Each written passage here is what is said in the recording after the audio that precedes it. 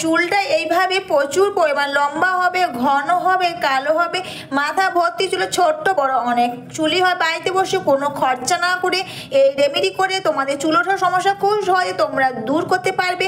চুল উঠে সিঁড়ি চওড়া হয়ে যাচ্ছে অথবা চুলটা সিল্কি শাইনিং হচ্ছে না, অবশ্যই বাড়িতে বসে এই রেমেডি করো। এটা করে তোমাদের চুলটা অবশ্যই বন্ধু দ্রুত পরিমাণ লম্বা, ঘন, কালো হবে। এটা হচ্ছে বন্ধুরা তোমাদের দেখাচ্ছি কালো জিরে আর মেথি। তোমরা তো অনেক রেমেডি ট্রাই করেছো, কিন্তু এই কালো জিরে মেথি তোমরা এটা ভালো একটা তেল বানিয়ে তোমরা রেখে দাও। আর এর সঙ্গে অবশ্যই দিচ্ছি আমি অ্যালোভেরা জেল। অ্যালোভেরা জেল অবশ্যই চুলটাকে সিল্কি শাইনিং করবে। অবশ্যই তোমরা এটা বেশি করে বানিয়ে রেখে দিতে পারো। আর এটা দিনের পর দিন তোমরা বাড়ির সবাই মিলে এটা ব্যবহার করো বন্ধুরা, খুব ভালো কাজ দেবে। চুলটা গোড়া থেকে কালো করবে, চুলটা সমস্যা দূর হবে, চুলটা সিল্কি শাইনিং হবে, আর নতুন চুলও কিন্তু খুব পরিমাণে গজাবে।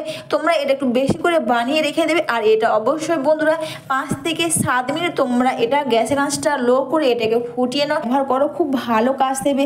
চুলোটার সমস্যা তো দূর হবে। আর দেখবে চুল উঠে সিঁড়ি চওড়া হয়ে যাচ্ছে বা নতুন চুল, কারণ এখানে অ্যালোভেরা জেল দেওয়া আছে যার জন্য তেলটা খুব গাঢ় হয়েছে। আর বুঝতে পারছি এটা ব্যবহারে চুল তো সিল্কি শাইনিং হবে। অবশ্যই বন্ধু এরপর তোমরা চুলের গোড়াগুলোকে ফাঁকা করে নাও। আর ফাঁকা করে করে নিয়ে প্রতিটি চুলের গোড়াতে তোমরা খুব সুন্দর করে এটাকে লাগিয়ে নাও। অবশ্যই বন্ধুরা তোমরা এই রেমেডি স্নানের আগে না করে, যদি বন্ধুরা তোমরা রাতে ঘুমোতে যাওয়ার আগে তোমরা এই রেমেডি করো, সারা রাতে এইভাবে করে রেখে দিতে পারো বন্ধুরা, দেখবে খুব ভালো কাজ দেবে।